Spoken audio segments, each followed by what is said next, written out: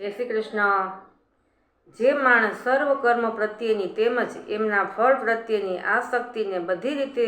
ત્યાગીને સંસારના આશ્રયથી રહિત થઈ ગયો છે તથા પરમાત્મામાં સદાય તૃપ્ત છે, તે કર્મોમાં યોગ્ય રીતે વર્તો હોવા છતાં પણ વાસ્તવમાં કંઈ જ નથી કરતો, જેને કશાયની ખેવના નથી, અંતઃકરણ અને ઇન્દ્રિયો સહિત જેણે શરીર જીત્યું છે તેમજ સઘળી ભોગોની સામગ્રીઓ જેણે પરિત્યાગ કરી દીધો છે, એવો સાંખ્ય યોગી કેવળ શરીર સંબંધી કર્મ કરતો હોવા છતાં પણ પાપને નથી પામતો।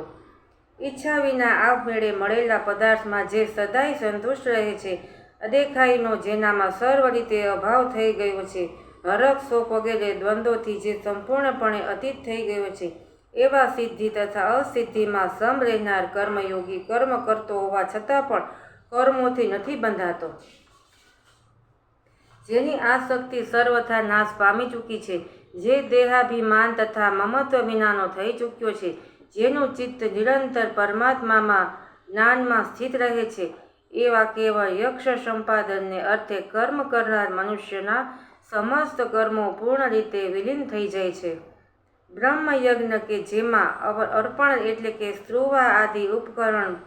પણ બ્રહ્મ છે, હવન કરવા માટેનું દ્રવ્ય પણ બ્રહ્મ છે, બ્રહ્મરૂપી હોવા દ્વારા બ્રહ્મરૂપી અગ્નિમાં હોમવા રૂપી ક્રિયા પણ બ્રહ્મ છે અને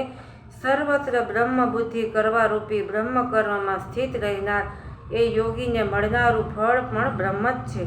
બીજા કેટલાક યોગીજનો દેવતાઓની પૂજારૂપી યજ્ઞનું જ સમ્યક પ્રકારે અનુષ્ઠાન કરે છે,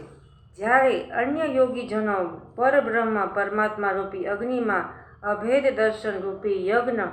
દ્વારા જ આત્મારૂપી યજ્ઞનો હોમ કરે છે। અન્ય કેટલાક યોગીઓ ક્ષોત્રો વગેરે સઘળી ઇન્દ્રિયોને સંયમરૂપી અગ્નિઓમાં હોમે છે, તો વળી બીજા કેટલાક યોગીજનો શબ્દ વગેરે સર્વ વિષયોને ઇન્દ્રિયોરૂપી અગ્નિઓમાં હોમતા રહે છે।